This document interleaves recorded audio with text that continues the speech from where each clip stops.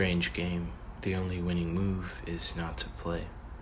But as any student of the game knows, participation is mandatory.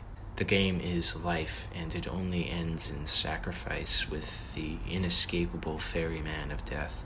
Why do we play board games, these ritualized fantasy simulations, microcosms of rules and intrigue, subterfuge and warfare, strategy and luck? What is the spiritual significance of playing with toys and dolls and action figures, some of the oldest of all human tools? Consider the answer to this question in the form of a comparison. Take the difference between a child who grows up with army soldiers and figurines of some sort.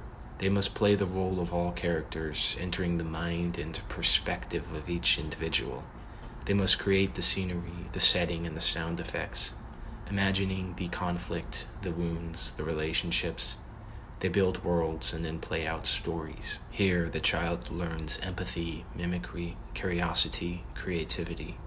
The world they interact with through their toys is an inner world. The toys are a foundation from which to project non-causal and heuristic entanglements. In other words, play teaches children about the masters of game, the laws of the land, the rules and injunctions, the microbes, and of predation. The social biopolitics that all within an ecosystem, both man and animal and spirit, share inexorably. Dolls are the oldest human tool because play is how one learns the game, and the game is life.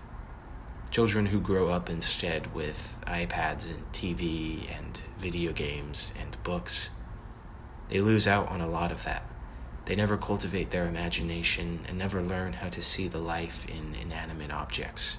The imagination and creativity is displaced. The narrative is preset, the visuals are already there, the sound effects are given to them, the characters established and unchanging. Not to say that there is nothing that TV and books do, but it is certainly different and engages in parts of the self that already are easily malnourished in society. Probably the most popular board game today is chess. And chess is fun, but it's made redundant by the pro scene. A game of spontaneous strategy, reading your opponent, making moves and counter moves purely through feeling and understanding the flow of battle. That is lost because of chess's symmetry and consistency. It's the same game every time, meaning moves can be memorized, openings practiced, strategies rehearsed. The game has a logical equation, and once learned, it becomes a test of your knowledge of the past. In my opinion, that is boring. It no longer provides that intuitive and imaginative play. It has turned into a practice of mathematics.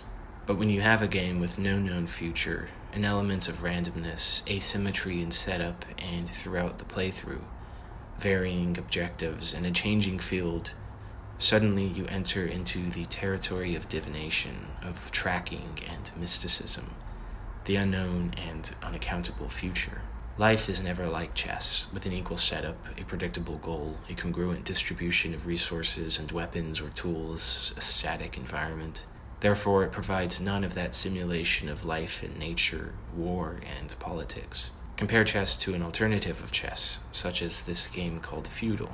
Up to 6 people can play, and the setup starts by screening the battlefield so that each player can secretly set up their castle, king, knights, scouts, archers, squires, and so on. There is terrain that is uneven, which can provide cover or become an impediment depending on how you work with it. Because it is a free-for-all, alliances can be made and betrayed, ambushes set, last stands against overwhelming odds. Everyone is trying to preserve their own forces while whittling down whoever is in the best position. 2 neighboring players that form an alliance may see the other 4 players team up, and the balance of power tips until that larger alliance collapses from backstabbing and mistrust. There are World War II games, intergalactic conflicts, city management games, dungeon crawling games, games about photosynthesis, diseases, detective and crime solving, mystery, and horror. Board games need to have luck and an unknown sequence of unpredictable events, because you learn how to work with guilt, karma, and fate. You begin to feel when a negative event will occur or a die roll turns bad, and preparing for those consequences because you can simply predict through intuition. You can feel the next set of cards to be drawn. You may betray someone and feel that the die will be cast against you, and caution is advised. In other cases, fortune favors the bold. Sometimes your willpower and a strong fighting spirit can turn the tide. Other times you must sacrifice and cut your losses. Sometimes your ambition is your downfall, flying too close to the sun. Some scenarios will end in Pyrrhic mutual destruction, allowing for another player who worked in the shadows and bid their time to take the lead. Games can get personal, grudges held, secret meetings, and clandestine plans formed. You learn how to read your opponents, feeling what their plans are or their next move is, the cards in their hand, sensing when the luck is on your side, and manipulating the conditions so that any misfortune is minimized. You are also often forced to think three-dimensionally in two-dimensional boards. Many aspects of the senses are engaged at once. Each game has its own internal logic which is related to the fantasy it is building. You have to first learn the mechanics and read the rules, which can be as long as a light novel for some grand strategy games. There may be logistic rules or line of sight and movement, timing and resource expenses. One of the joys of board games is searching for ways to push the limits of the rules by finding loopholes that don't break the immersion or logic of the fantasy. It is not about cheating, but creativity. If a game takes place in a dungeon, and the dungeon simulates a three-dimensional space, you cannot perform actions which would break any rules, like shooting through the walls. But you might come up with a workaround, a way to change the environment through a series of exploits, chaining together moves that the rulebook never considered, and then making a case with the group as to why it follows the logic of the fantasy.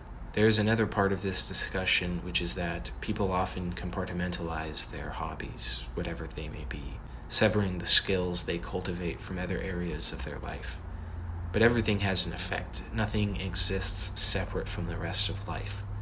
There is an implicit shame for many people with their hobbies, because many hobbies are considered a waste of time, an escape, or delusion. All of life is a game, and there are no winning moves. There is no misuse of time, except for that which you choose to suppress from your growth and cultivation of the inner self. Society does not decide what is real. Rather, what is real is nothing more than a series of fantasies that have been accepted as real, and the origin as a fantasy is forgotten. But where is it that magic comes from? Myths, lore, stories, science, art, invention, poetry, music. These come from play. Board games are about engaging in relationships with archetypes and history, ingenuity, and divination, utilizing the inner imaginative world and participating in the oldest pastime of humanity and nature, which is play. The point is not to win, for it is only a game, and in this strange game, there are no winners. In some scenarios, the satisfaction comes not from conquering, but playing as kingmaker, financing conflicts from the background as puppeteer, or building up the largest army or strongest warrior only to obtain glory, to hatch plans or undermine another player, to be an agent of chaos. In this way, through board games, one joins in play and understands the sublime and subtle masters of game, and the games within games.